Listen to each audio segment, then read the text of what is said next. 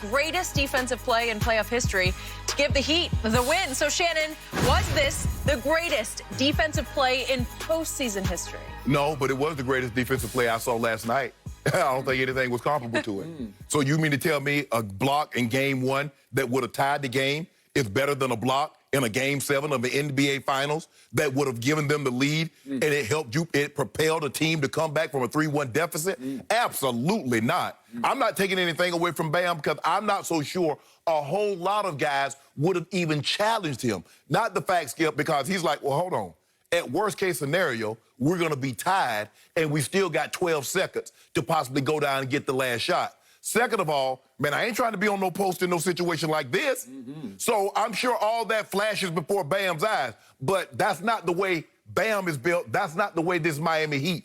I'm not so sure every player, with the exception of Dragic, because he's only 6 foot tall, would have at least tried to block that dunk. Jimmy Butler would have tried it. Jay Crowder would have tried it. I'm not so sure everybody. I'm sure Jones, I think the guy Jones that won the dunk contest, there's no question in my mind he's going to try and block it. Yeah. I don't know about Hero or Duncan Robinson. I don't know if they got the up. But knowing Hero. I think Hero does. Yeah, exactly. He's got the mentality. He got the makeup. Yeah. He's like, hey, the only one thing can happen, Skip. Either you're going to make it or you're going to miss it. Yep. As simple as that. But, Skip, look, I'm not trying to deny this. It was an unbelievable play given the moment. But, Skip, this was Game 1 of the Eastern Conference Finals. The greatest defensive play came in Game 7 of the NBA Finals. We say things that happen as you go further along, like regular season is one thing, playoffs are another thing, finals is something entirely different. And so there's a reason why, Skip, we've seen plays that happen in the regular season. You're like, yeah, that was good. And then we see plays that happen in the playoffs, and you said, okay, that's what set guys apart. So I'm not trying to downplay Bam Adebayo. It was an unbelievable play.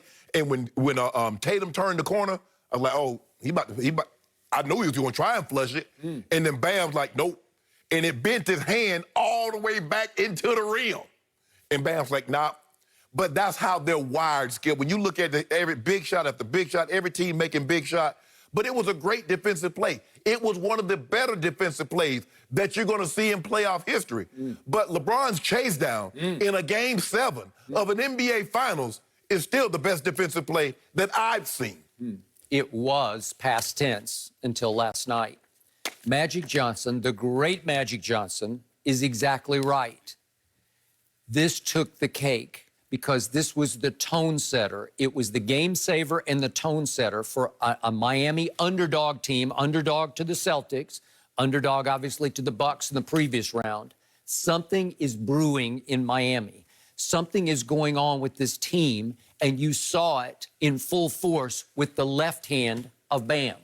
And what I loved about the block, the reason it was so third level is that he decided to go left-handed. He's a right-handed player, obviously, because he wanted to lean away so there was no chance of a body foul. Yeah, he'd body foul him if he knew it was right. If you go right, you have to body foul him. So he could lean a little bit sideways and go just left-handed, and it's not your dominant hand, it's not your strongest hand, and so he managed to withstand the force of an emerging superstar. And I think Jason Tatum is an emerging superstar. Oh, yeah, he's on the cusp. Yep. He had a bad fourth quarter in overtime last night. He took some bad shots, Skip. He missed all 4 of his threes in fourth and overtime. But the point was that Bam, who is the heart and soul, especially of this defensive Miami team, he goes up and lines it up and times it up and nails it and rejects it, and I believe it's going to launch Miami on to win this series. You love the Celtics. I took the Celtics. I took the Celtics. And I took the Heat in this one, in large part because of Jimmy Butler. And quick point on Jimmy Butler, we were ranking players the other day on, I think it was Luka we were doing, right. And I forgot to even put Jimmy Butler in my top 30. And a lot of people probably wouldn't have him in the top 30 because he's not much of a shooter. Right. But there are very few players I'd rather have on my team in my foxhole in the fourth quarter of a big playoff game. If you go into battle, you better get him. Get him. Because you want to talk about got that dog in him, got some mental toughness, knows how to win. Shrewd operator. And that drive shot that he forced through Jason Tatum, I don't know how he did it. I'm not even sure he meant to straight in the drive shot that won the game. I don't think so either. I think he just sort of willed it up through him, and it happened to go over the rim, in and down through Skip, what I like about Jimmy Butler last night, early on through the first 3 quarters, Jason Tatum was giving it to him. He was. But Jimmy Butler didn't hang his head on the offensive end. He said, I'm coming right back at you. And that step back 3, Skip, to put him up, for him, I mean, and that's the thing that you like. A lot of guys, Skip, when somebody's giving them work, they go down and then all of a sudden their offense tails off because they're so frustrated because they can't do anything on the defensive end. But that's not how he operates. Boston made 3 runs in that game that I thought had put away the Heat, and the Heat would not be put away. They wouldn't. They were the opposite of the Clippers. They said, no, we're not going to go away. And by the way, I need to mention, before I get to the second best block ever, Tyler Hero. I didn't see this at Kentucky, and I watched him a lot. I did not see this. It's been a long time since I saw a rookie play with playoff poise and clutch fearlessness. I'm talking about clutch, where he is unafraid of taking and making big shots. I think the thing is, Skip, is that when you go to Kentucky and you play with so many 5 stars, I mean, I did not see this offensive game, I did not see this from Anthony Davis. I did not see Karl Anthony Towns' offensive game, Skip. I guess because there's so many. And there's like, okay, you got to realize he was a 5-star too. He was a 5-star. He was a 5-star. You a 5-star. So they share the ball. So now all of a sudden, Skip, you go to a team like AD, and he's the guy, and they're going to run everything through him, and you're like, dude, you average 13 points in college. How you getting 28 a night? Karl Anthony Towns, how you doing this on a nightly basis? And I think that Jason Tatum, Skip, because they got so many guys at Duke, it's hard for you to set yourself apart.